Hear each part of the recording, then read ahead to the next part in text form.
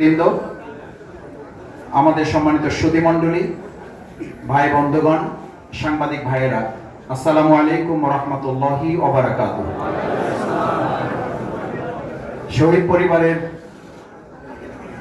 যে স্মৃতিগাথা আপনারা শুনেছেন, তাদের মর্মস্পর্শী যে বর্ণনা আপনারা শুনেছেন, আমরা আল্লাহ তাআলার কাছে দোয়া করি আল্লাহ তাআলা এই শহীদদেরকে জান্নাতুল ফেরদাউসের জন্য কবুল করুন।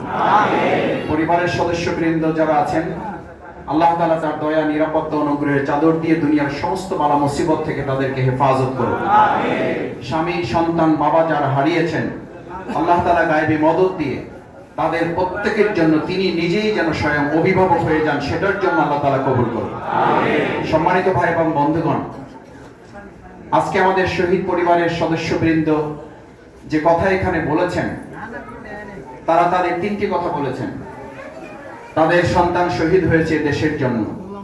আমি শহীদ পরিবারকে আমাদের এই হাজারো ভাইদের সামনে রেখে বলতে চাই, আপনাদের সন্তান, আপনাদের স্বামী, আপনাদের ভাই, আপনাদের পিতা জীবন বাজি রেখে এই দেশকে স্বাধীন করার জন্য আরেকবার নতুন করে যে জীবন দিয়েছে, তারা যে ফ্যাসিস্ট মহিলাকে তারা সরিয়েছে, তারপরে যে বাংলাদেশ, সেই বাংলাদেশ এখন থেকে আপনাদের। এই বাংলাদেশের মালিকানা এক মহিলা এবং এক পরিবারের কাছে জিম্মি ছিল। আপনাদের এরকম অসংখ্য শহীদের বিনিময়ে আজ এই বাংলাদেশের মালিকানা এখন থেকে আপনারা এবং এদেশের 18 কোটি জনগণের এই মালিকানা আমরা তাদের হাতে তুলে দিতে চাই।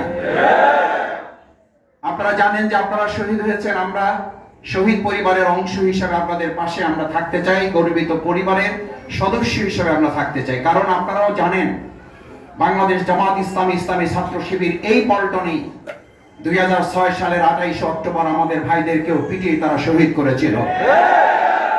আপনারা নিশ্চিত থাকুন, আমরা আপনাদের এই সমস্ত শহীদের খুনিদের, আমাদের এই 2006 সালে 28 অক্টোবর যারা খুনি, একই সাথে তাদেরকে খুনের দায়ে তাদেরকেও ফাঁসির মঞ্চে না নেওয়া পর্যন্ত আমাদের আন্দোলন থাকবে। আমরা শুধু এখানেই থেমে থাকতে চাই না, কারণ তারা আমাদের বিডিআর হত্যাকাণ্ডের নামে দেশের 57 জন মেধাবী সেনা অফিসারকে হত্যা করেছে। এজন্য তাদের বিচারের কাজ করে শেয়ার বাজারকে এমন ভাবে তারা লুট করেছে, এমন ভাবে ডাকাতি করেছে, আমাদের ভাইরা বোনেরা তখন আত্মহত্যা করতে বাধ্য হয়েছে। শেয়ার কেলেঙ্কারির দায়ে আপনাদেরকে বিচারে কাজ করে দাঁড়াতে হবে, আপনাদেরকে দাঁড়াতে হবে। আপনারা আমাদের বাংলাদেশের সমস্ত ব্যাংকগুলোকে নিজেদের ব্যক্তিগত ব্যাংকে পরিণত করেছেন। এই টাকা আপনাদের কাছে উদ্ধার না করা পর্যন্ত বাংলাদেশ জামাত ইসলামী, ইসলামী ছাত্র শিবির দেশের মানুষকে আন্দোলন চালিয়ে যাবে।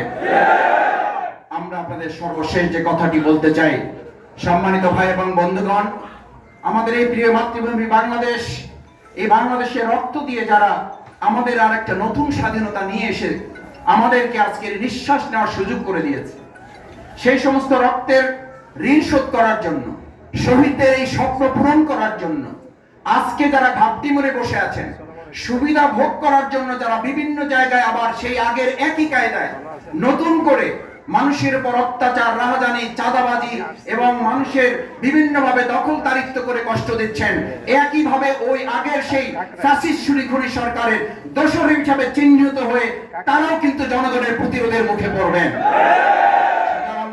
জামাত ইসলামী, ইসলামী ছাত্র শিবির মনে করে আমরা আমাদের নতুন স্বাধীন সুন্দর বাংলাদেশকে অর্থবহ করে গড়ে তোলার জন্য, আমাদের এই শহীদদের রক্তের ইতিবাচক বদলা নেওয়ার জন্য সম্মিলিতভাবে, ঐক্যবদ্ধভাবে একটা জাতি বিনির্মাণ করে এগিয়ে যেতে পারলেই আজকে শহীদদের পরিবারের এই চোখের পানি এবং শহীদদের রক্তের ঋণ আমরা গ্রহণ করতে পারবো ইনশাআল্লাহ। সেই প্রত্যাশা ব্যক্ত করে সবাইকে ধন্যবাদ জানিয়ে আমার কথা শেষ করছি। আসসালামু আলাইকুম ওয়া রাহমাতুল্লাহ।